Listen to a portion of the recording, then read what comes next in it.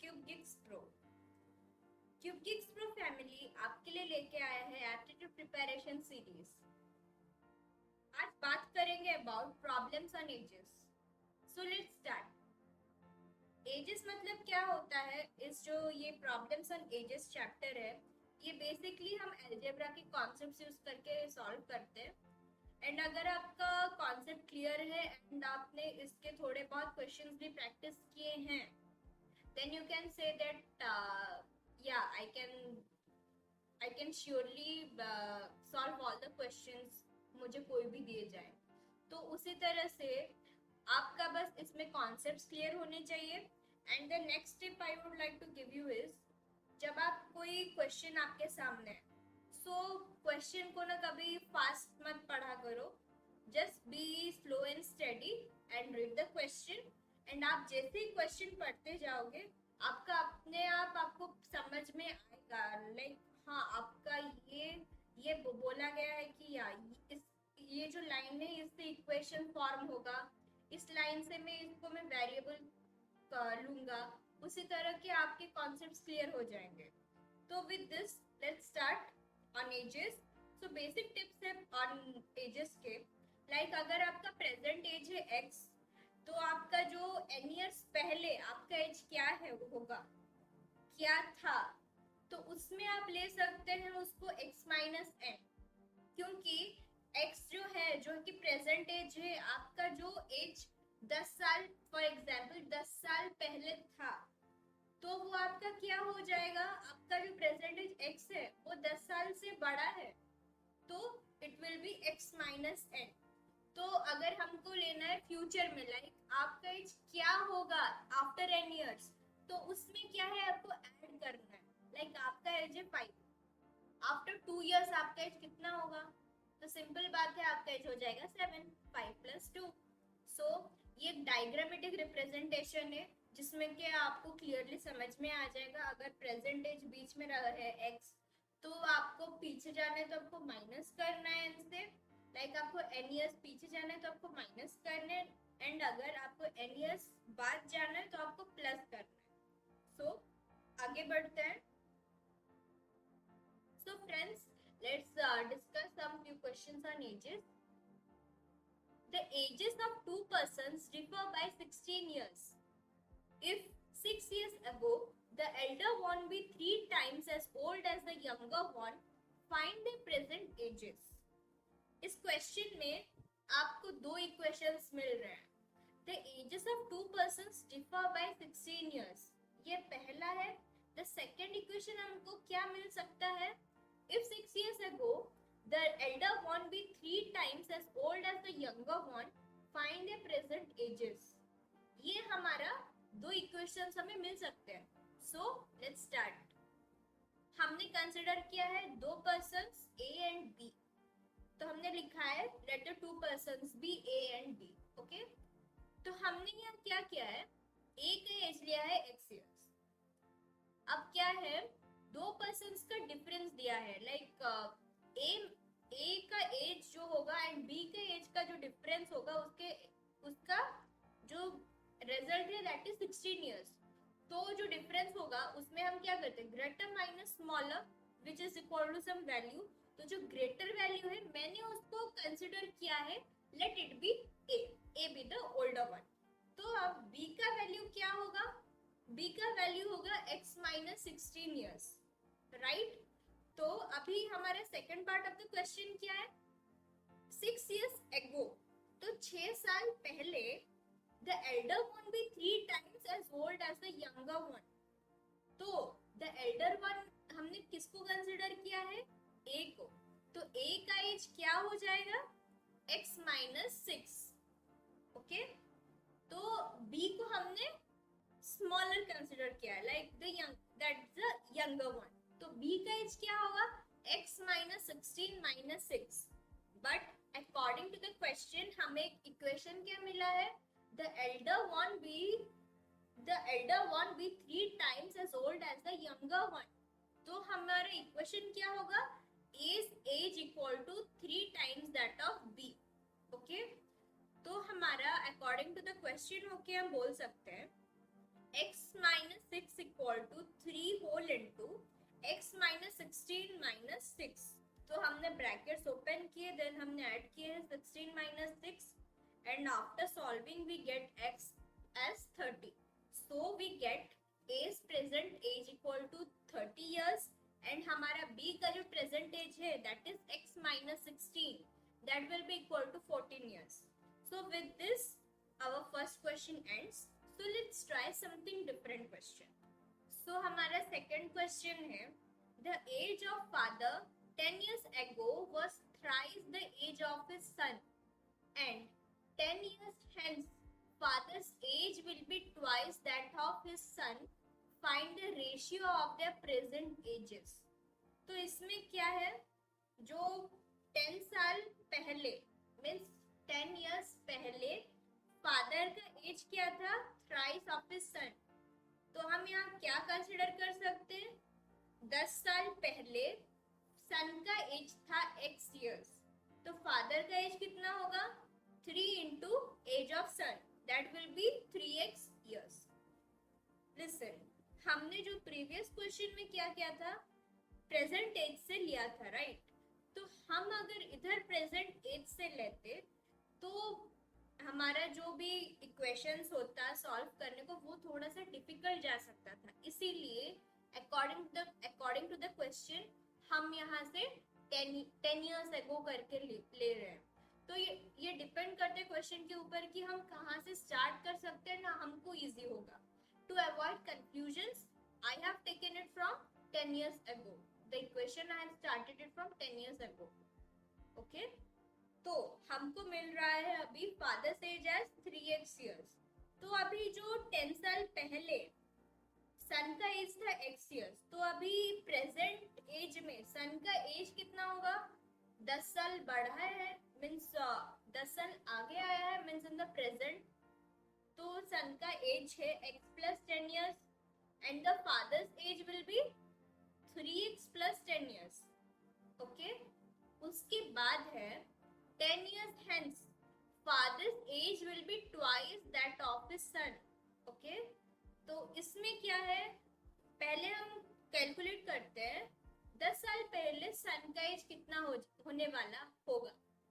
तो सन का एज कितना होगा, x plus 10 plus 10 which is equal to x plus 20 years and father's age कितना होगा 3x plus 10 plus 10 that will be 3x plus 20 years.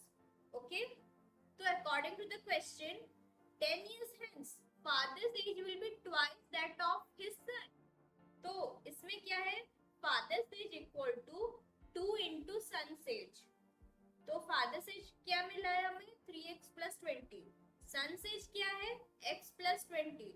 तो हमें इससे एक इक्वेशन मिलता है एंड हम इजीली इसको सॉल्व कर सकते हैं. इसमें एक गलती हम क्या कर सकते हैं, जो लिखा है ना इधर the age of father 10 years ago, like इसमें क्या है 10 साल पहले इतना था 10 साल बाद इतना है. तो हमारी गलती क्या हो सकती है, हम प्रेजेंट एज को कैलकुलेट नहीं करके हम क्या कर सकते हैं, मीन्स अगर हम ठीक से क्वेश्चन को ना पढ़े तो ये मिस्टेक हो सकती है कि हम जब प्रेजेंट एज को कैलकुलेट ना करके इग्नोर करके हम क्या करेंगे 10 साल पहले इतना है 10 साल बाद मीन्स हम क्या करेंगे 10 साल पहले तो 10 साल बाद मीन्स उसको सोच लेंगे कि 10 years hence जो बोला है उसको हम एज प्रेजेंट एज कंसिडर करके कैलकुलेट करेंगे, तब हमारे आंसर्स गलत आएंगे.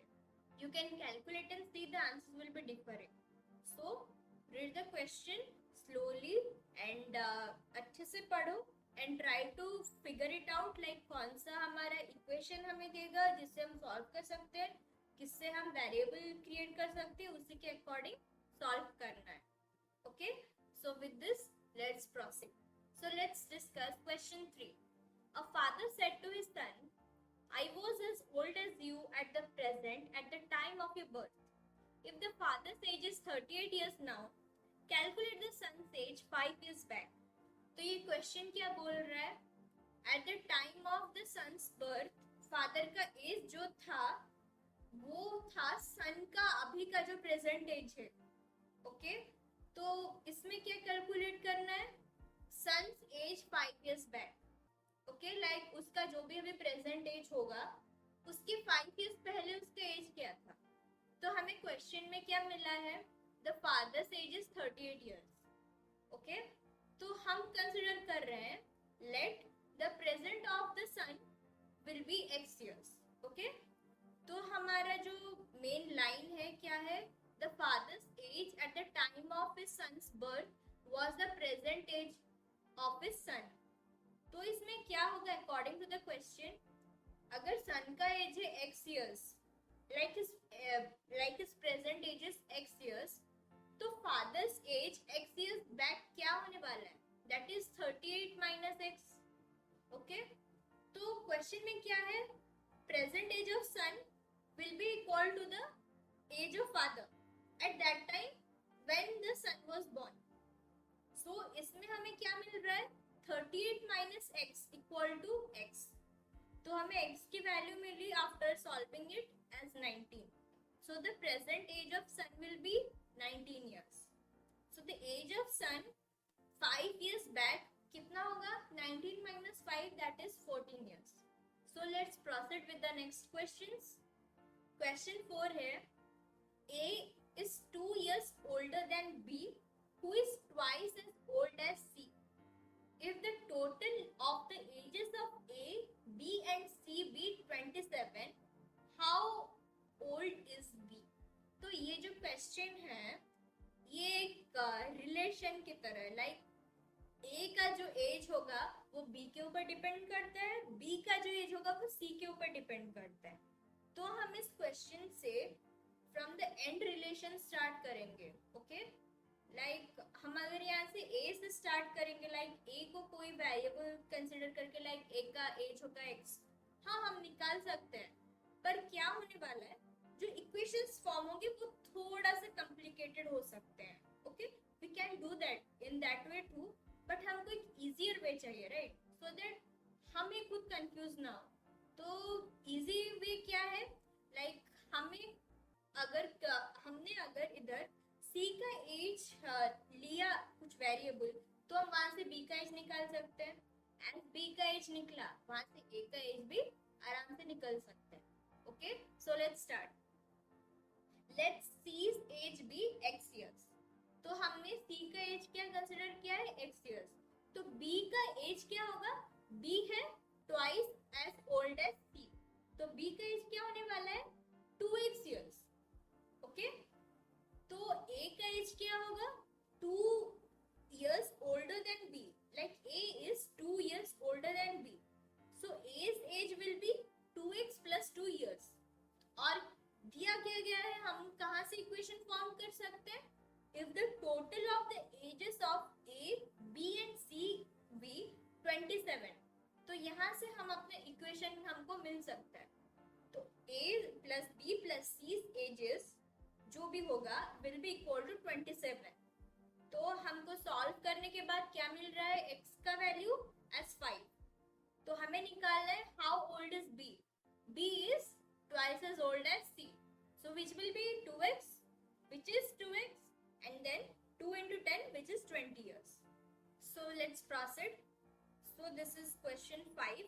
Question 5 says, present age of Samir and Anand are in the ratio of 5:4 respectively. 3 years hence, the ratio of the ages will become 11:9 respectively.